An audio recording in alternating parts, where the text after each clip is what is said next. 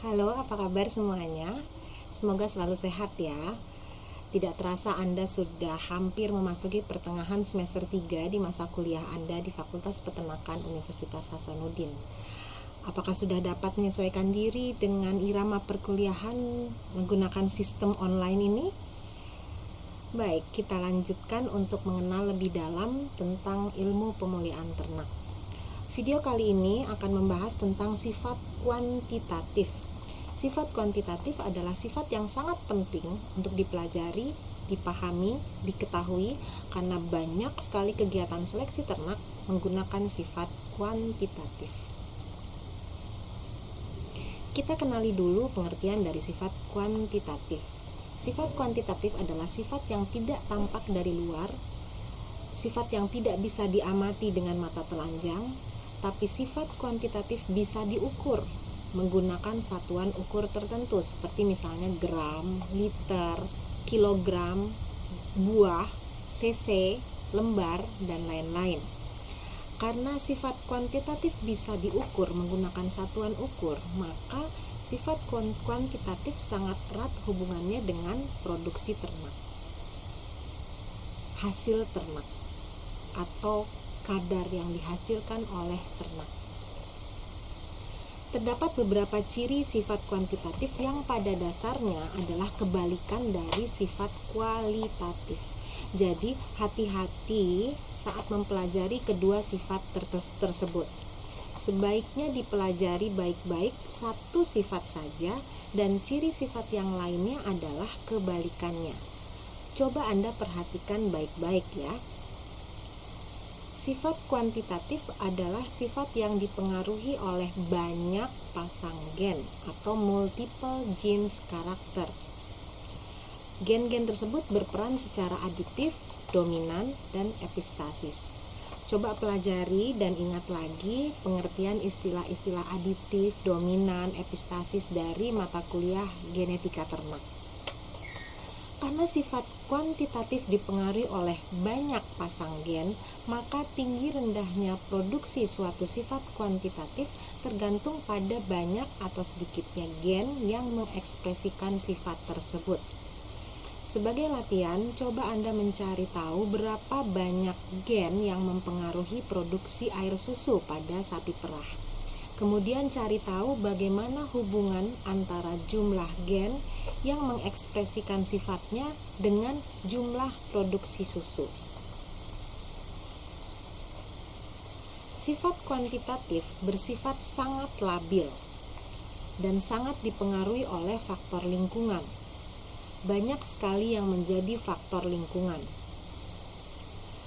Meskipun rumus pemuliaan yaitu P sama dengan G ditambah L yang berarti performance dalam hal ini sifat kuantitatif tetap dipengaruhi oleh genetik juga, tapi pengaruhnya sangat sedikit.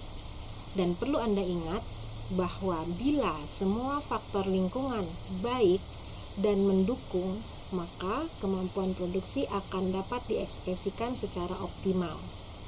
Kembali lagi, itu adalah pemahaman dari rumus P sama dengan G tambah L. Sebuah contoh kasus yang menggambarkan bahwa sifat kuantitatif lebih banyak dipengaruhi oleh faktor lingkungan adalah misalnya seekor induk sapi perah yang dipelihara di daerah sejuk dan pakan hijauannya juga cukup bisa menghasilkan kuantitas produksi air susu hingga 30 liter per hari misalnya. Hal tersebut adalah suatu produksi yang cukup tinggi. Kemudian induk sapi tersebut dipindahkan ke peternakan lain yang suhunya panas dan kurang pakan. Dengan memahami arti rumus P sama dengan G tambah L, tentu Anda dapat menjelaskan apa yang akan terjadi dengan produksi susu induk sapi perah tersebut, bukan? Apakah yang terjadi dengan perubahan produksinya? Pernah saya jelaskan hubungan antara P, G, dan L dalam bentuk 4 kuadran, bukan?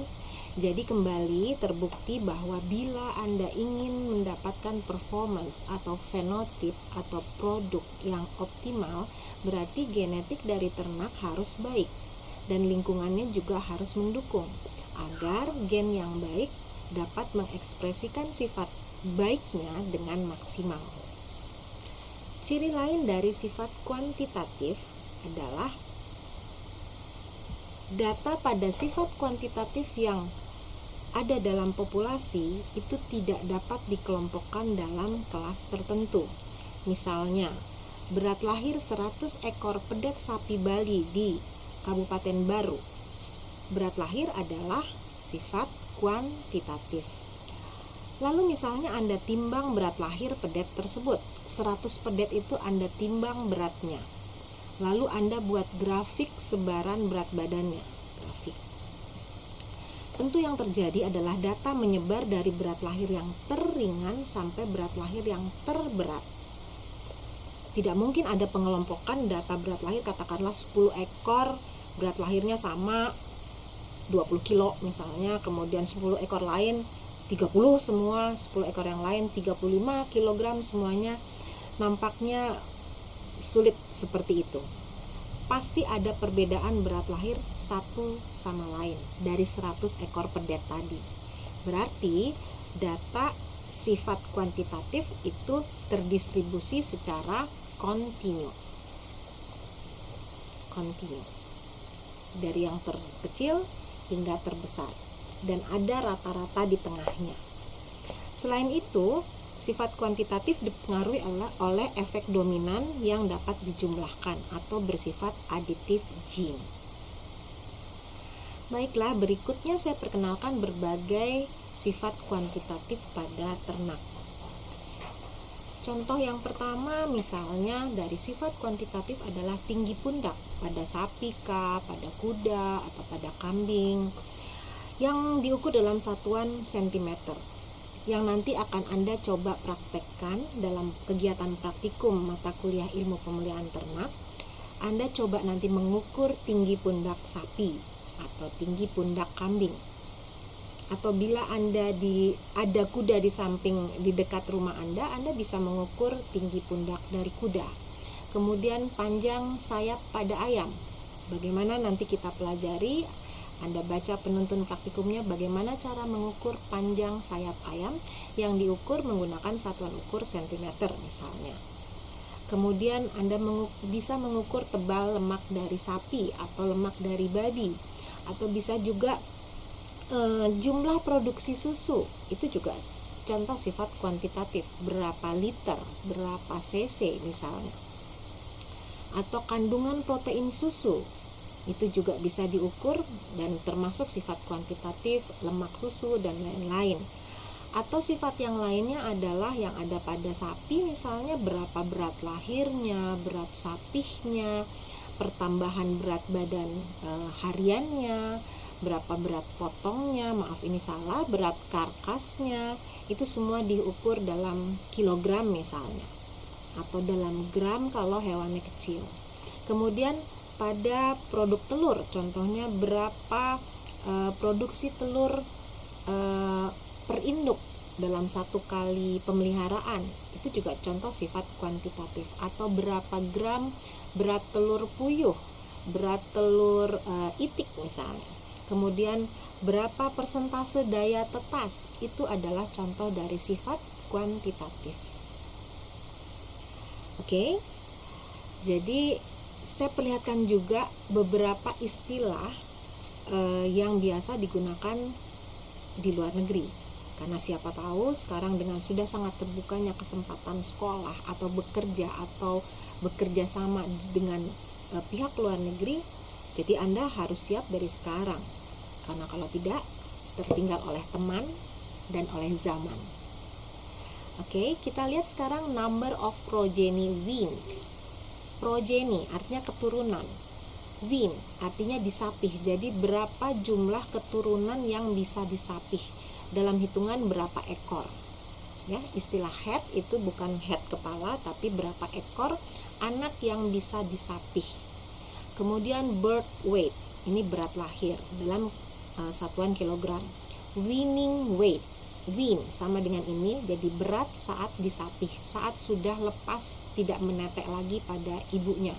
Itu diukur berat badan pada saat ternak tersebut sudah tidak menyusu lagi pada induknya. Itu namanya weaning weight atau berat sapi. Kemudian ada yang disebut muscle and fat depth, jadi kedalaman otot dan kedalaman lemak. Kedalaman dalam arti tebal lemak subkutan biasanya, dihitung dalam satuan milimeter. Kemudian liters of milk, berapa cc air susunya, bisa dalam cc, biasa dalam liter. Kemudian fiber diameter, itu dalam ukuran mikron, misalnya berapa diameter dari serat bulu domba merino misalnya, yang menghasilkan serat bagus untuk dijadikan bahan benang misalnya. Kemudian gestation length atau lama bunting, berapa hari, pada sapi misalnya berapa hari, pada kambing misalnya berapa hari atau berapa bulan, itu adalah sifat kuantitatif. Atau yang ke arah karkas, misalnya karkas quality atau karkas quantity, itu bisa dihitung dalam kilogram. Kemudian rate of gain, itu seperti tadi istilahnya PBB, pertambahan berat badan. Jadi istilahnya gain, dihitung dalam satuan kilogram. Atau ada istilah chest guard, lingkar dada, chest guard istilah bahasa Inggrisnya. Kemudian withers height itu tadi diterangkan adalah tinggi pundak dan lain-lain. Masih banyak sekali istilahnya yang bisa Anda coba pelajari melalui proses belajar mandiri dari bacaan-bacaan yang sangat banyak Anda bisa akses. Baik, setelah Anda mengenal prinsip dasar dari sifat kuantitatif beserta cirinya dan contohnya, sekarang ilmu itu kembali pada Anda. Apakah mau ditambah, tetap, atau bahkan berkurang dari ingatan Anda? Silakan ditentukan. Dan cepat bergerak terus, jangan hanya bermimpi. Saya sudah lalui berbagai macam pengalaman dan kalimat itu benar. I never dream about success. I work for it. Jangan hanya bermimpi untuk sukses, tapi berbuatlah agar sukses itu nyata Anda raih.